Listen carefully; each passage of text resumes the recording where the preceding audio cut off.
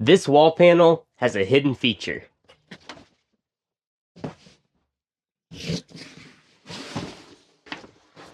Trying again.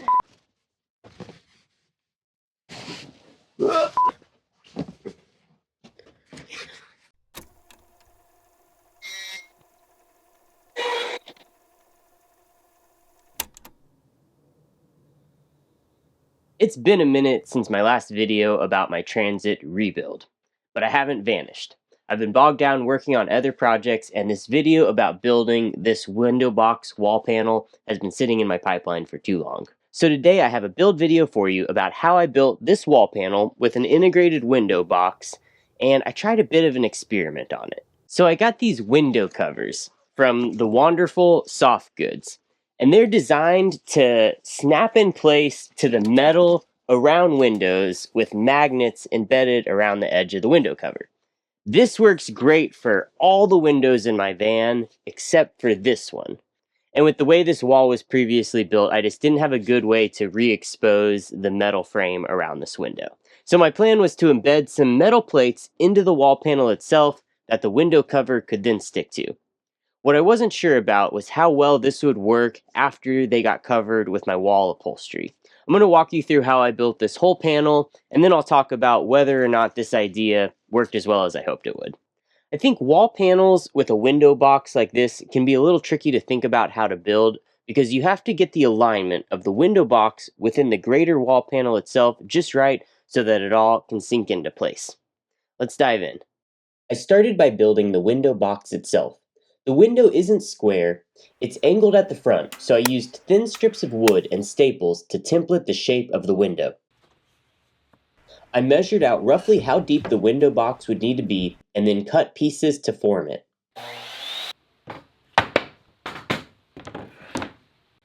Using my template of the window, I was able to find the angles for the front half of the window box and cut my pieces to match.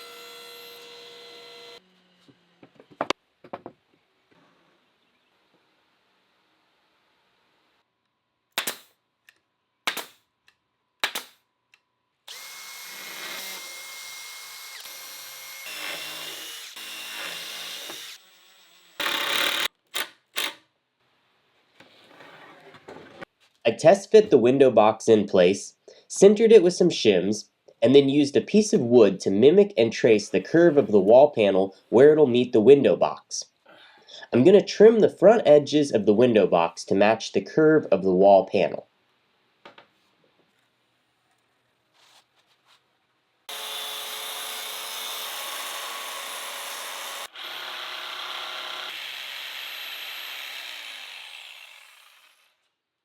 Now came the point of aligning the window box within the wall panel. I covered making these wall panels in a previous video. From some rough measurements, I cut a hole in the panel over the window area but left it much smaller than the actual window box. With the window box in place behind the panel, I could reach inside from this hole and use a pencil to trace the exact location of the window box on the back of the wall panel so I could cut out the opening to match.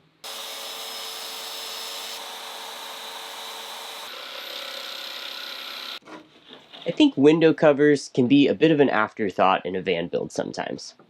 A company called the Wanderful Co offered to send me a set of their window covers. And I've never had nice window covers for my van before, so I was excited to try these. They provide a little bit of insulation, they black out all of that light from the exterior, and there's one fit to every window, even all the windows up in the cab at the front. They have magnets embedded around the perimeter, and that's how they snap into place. And the magnets really are quite strong when connecting to metal. When you want the window open, you can just stow the cover up at the top of the window, and they have these Velcro straps to hold it in place when you're doing that. It's nice that you can keep them just stowed on the window, because while one of them on its own isn't all that big, by the time you have one for every window, it does start to add up.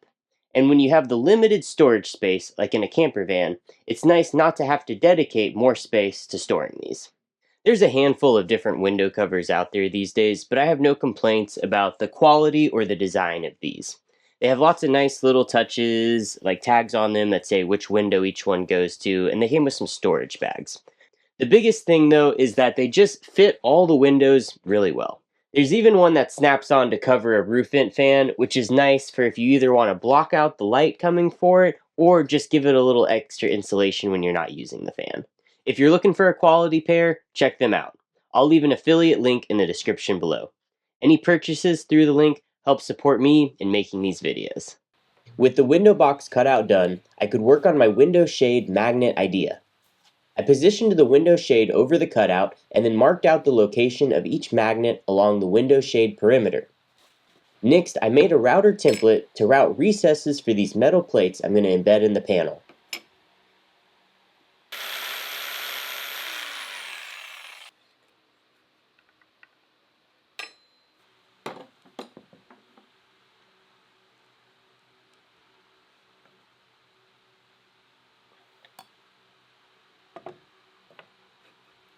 With the template and router depth set up, I began the tedious process of routing out a spot for each metal plate. This would be a good time to question whether or not this was a worthwhile idea.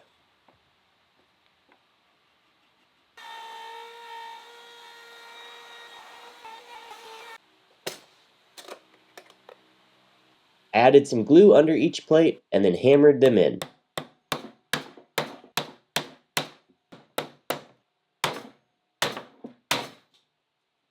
With all the plates in place, I tested the shade and it snapped right into its spot.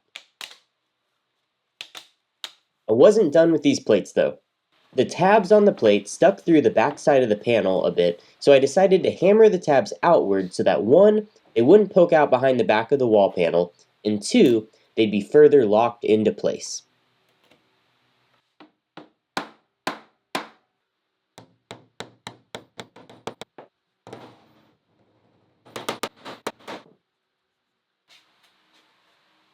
Once all that was done, I cut strips to create a flange on the back of the wall panel that the window box would secure to.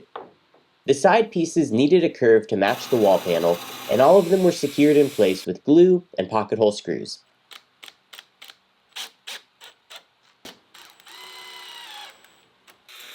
I ground down the pocket hole screws where they poked through the 1/4-inch plywood that's the front of the wall panel. I cut little curved backer pieces to fill the gaps at the corners where the square window box met the curved window corners. I then did one last test fit before upholstering all the pieces of the window panel.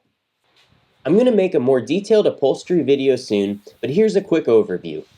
I first start by gluing on 1/8-inch Landau foam. I use 3M90 spray adhesive for both the foam and the fabric. After gluing the foam on, I cut the excess around all the edges. Next, the tweed fabric gets glued to the foam in the same manner. For a large piece like this, folding it in half and applying adhesive to one side at a time works well.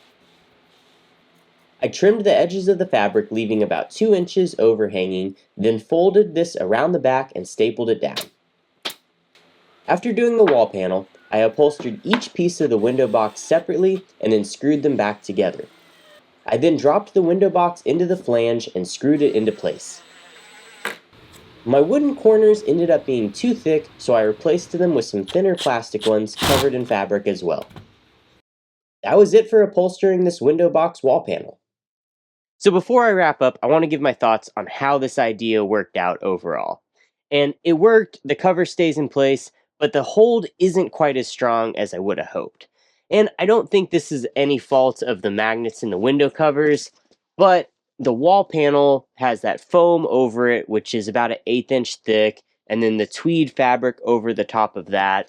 And by the time you have the foam and the fabric, I think there's just too much material between that metal plate I put in and the magnet itself. Now, they stay up, and when the van is stationary, they stay put just fine. But when you start driving and you hit some bumps, they do get knocked off. If you move it too far out of place, it falls. It doesn't just lock into place like these covers do right on metal. I was also hoping it'd be strong enough so that it could stay put when you have the window cover folded up at the top like this. And it'll stay up like this, but it does bump off again fairly easy. The way my wall in this area was previously built, I couldn't re-expose that metal right around the window, but on a fresh build, that might be a better route. Just build your wall panel with a little more of an intentional cutout so you could have a simple window cover that does just snap to the metal, versus a more complicated solution like doing a shade that's integrated into the window panel. What I do like about my embedded hidden plates is that when you take off the window cover, they are totally hidden and it's totally seamless. A while back, I was in a Winnebago van and they had some magnets that they screwed in over the top to hold some window covers in place. And when you took the window cover off, I just didn't think it looked that good. So at least this has a seamless look to it. For all my wall panels in here, I used this Marathon tweed upholstery, and I like how it came out. The one big lesson I learned, though, is that square inside corners, like I did on this window box here, or on my bump outs in the bed area here, square inside corners don't work well with upholstery. I was able to figure out a way to wrap the upholstery around and make it look pretty decent, but the better thing to do is to do rounded cutouts for any box that's inset like this, and then you'll have a smoother go at wrapping that upholstery around the edges. I'm going to do a dedicated video about upholstering these wall panels soon. I also wanted to give a follow-up on these hidden wall panel clips I used all around the van.